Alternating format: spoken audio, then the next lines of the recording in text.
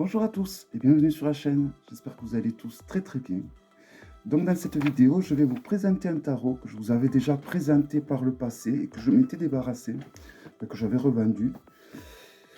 Et ils l'ont réédité dans une nouvelle édition qui, je trouve, me correspond un peu plus, dans le sens où il me plaît un peu plus, tout simplement.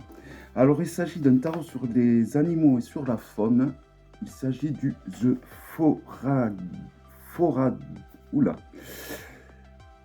Forager Dogger Tarot. Alors, il arrive dans une boîte en bois, donc qui a changé. Alors, je vous mettrai la présentation de l'ancienne version à la fin de la vidéo. Voilà, donc la boîte a changé. Avant, on avait une boîte qui s'ouvrait par le dessus. Là, on a une boîte aimantée qui est beaucoup plus jolie, je dois avouer. Alors après, ça, c'est une histoire de goût, hein, c'est personnel. Voilà. Donc, elle s'ouvre comme ceci. Voilà, l'intérieur. On a un petit cordon pour soulever tout. Et voici donc l'intérieur de la boîte. Voilà, donc après c'est une question de goût. Moi je préfère cette version-là. Le packaging est beaucoup plus joli, je trouve. Et plus harmonieux. Le tarot. Le tarot est un peu plus épais car il y a, je crois, 5 arcanes majeures supplémentaires. Le dos a changé. Il est un peu plus... Ouais, un peu plus... Il y a plus de blanc et pourtant il me semble plus coloré. L'autre, il était plus uni. Voilà. Le contour est or traditionnel. L'ancien contour était or saumoné. Et je préfère celui-là. Ça va mieux avec les couleurs, les tons de ce jeu. La qualité est vraiment très bonne. Hein. C'est la même qualité qu'avant. Hein. Donc avant, la qualité était top. Donc c'est très bien qu'il n'ait pas touché la qualité. Voici le dos. Donc on peut faire des tirages envers et en droit. Et le Gaybook a également vachement évolué. On a là un livre avec les contours dorés des pages, voilà, qui rejoint l'ancienne dorée de l'ancienne édition du jeu. Une couverture solide en dur, un livre relié, entièrement en couleur. Donc pour chaque arcane majeur ainsi que mineur, vous avez la photo en grand ainsi que toute une explication. Tout ça donc pour la totalité des arcanes. Et à la fin, on a des tirages qui sont proposés. Je vais vous les montrer. Alors on a un tirage à 5 cartes. Ensuite, nous avons un tirage à 4 cartes. Le classique tirage en croix. Donc il y a pas mal de tirages quand même. Voilà, et on s'arrête là. Donc ils ont, je pense, un peu redonné une nouvelle signification aux emplacements. Voilà, donc c'est un livre assez complet, entièrement en anglais. Il fait 184 pages. Et puis voilà, je ne pourrais vous dire rien de plus. Il y a la correspondance avec les phases lunaires. Un petit topo dessus. Voilà, on nous explique ce que c'est les cavaliers, les personnages de cour, tout ça. Et voilà, et après on rentre à la présentation donc des arcanes. Voilà, un très joli livre, vraiment,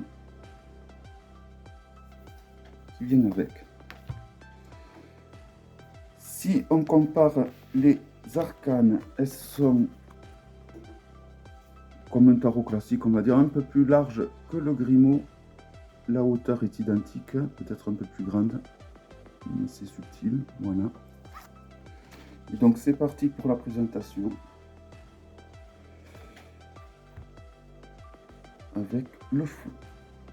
Donc pour le fou, en guise de fou, nous avons toujours cet œuf qui va très bien donc avec comme représentation du fou, je trouve. Voilà, le temps que le focus se mette en place. Le magicien. Alors les cartes ont le toucher, avant elles avaient le toucher ligné, là je croyais qu'elles avaient, et en fait elles ne l'ont pas. Elle l'ont, mais pas complètement. C'est bizarre. Mais en tout cas, c'est des arcanes de très très bonne qualité. La papesse. Donc la chouette et le corbeau, c'est un très bon mélange pour représenter la papesse.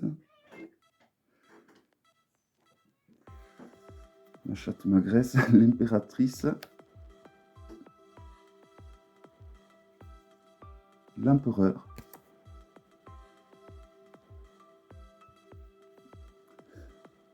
Alors ce jeu a un côté, je trouve qu'il a un côté victorien. Alors pourtant c'est des animaux, c'est de la faune, de la flore. Et je sais pas pourquoi elle me donne cette sensation. Donc c'est un jeu qui me plaît beaucoup. Donc il est surtout illustré d'animaux que l'on peut rencontrer vers chez nous, hein, en général, hein, la plupart. Mais je crois que c'est des animaux qui viennent d'un pays bien en particulier quand même. Hein. Voilà, en tout cas, c'est un jeu qui suit le rider. Donc, si vous ne comprenez pas l'anglais, alors sachez qu'on peut utiliser Google Traduction qui marchera très bien avec ce bouquin. Et sinon, il suffit que vous ayez un livre sur le rider et ça marchera très bien avec ce jeu également.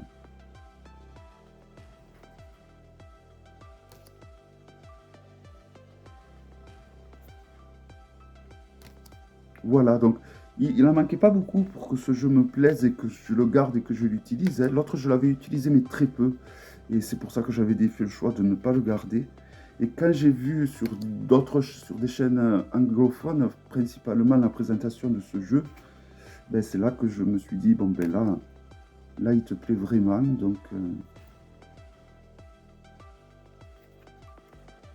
voilà, comme quoi des fois les premières éditions n'ont pas tout le temps le monopole de la réussite, au contraire. Hein.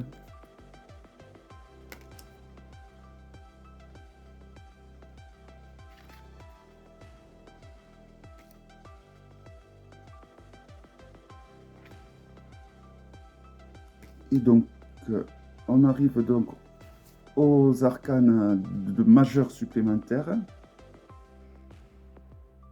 Donc, nous en avons une, deux,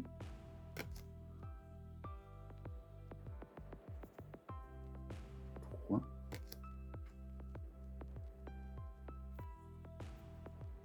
quatre et 5. Donc, nous avons 5 arcanes majeurs supplémentaires.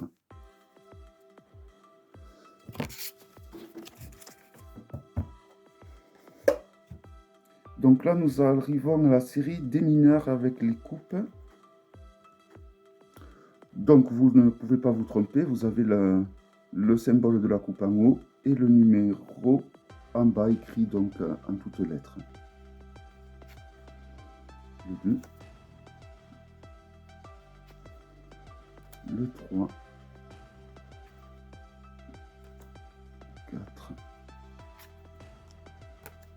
le 5, le 6.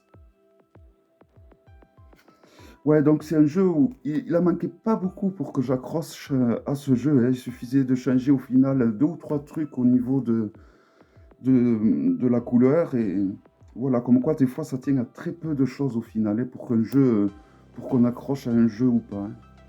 C'est pour ça que bon, au final, dans les jeux, tout est dans les détails des fois. Hein.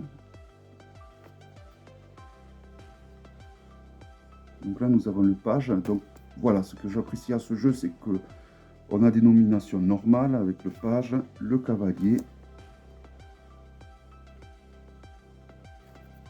la reine et le roi. On passe au pentacle avec l'as, le 2, le 3, le 4,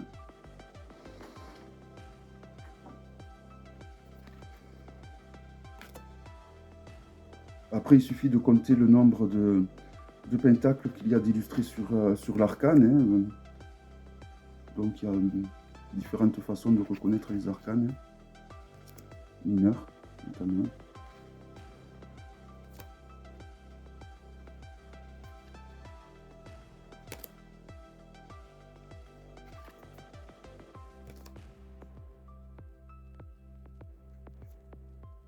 Le page, le cavalier,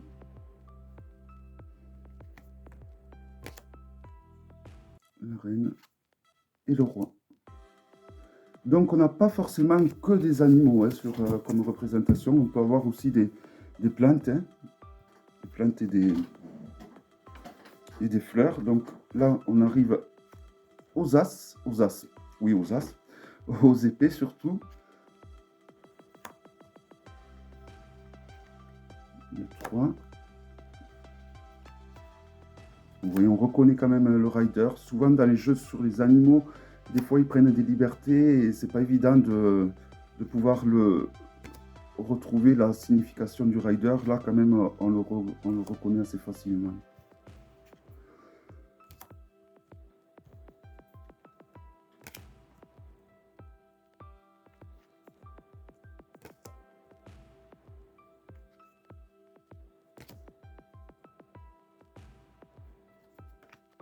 Le cavalier,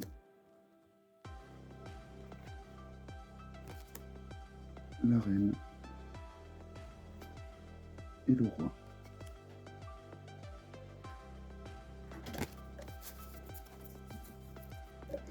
Et on finit donc avec les bâtons, avec l'as.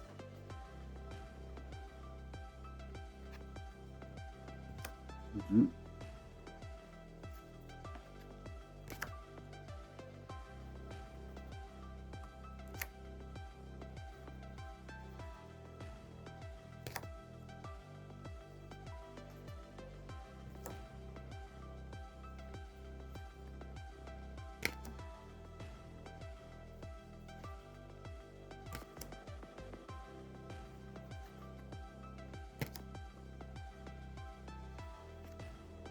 Le 10,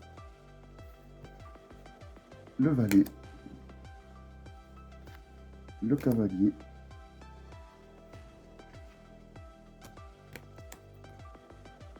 la reine et le roi.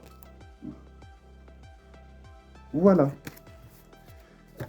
Donc il s'agissait du The Forager. Alors je m'excuse pour la prononciation, du Forager Dogger Tarot. J'espère que cette vidéo vous aura plu et je vous donne rendez-vous à très bientôt pour une prochaine vidéo. Bye bye.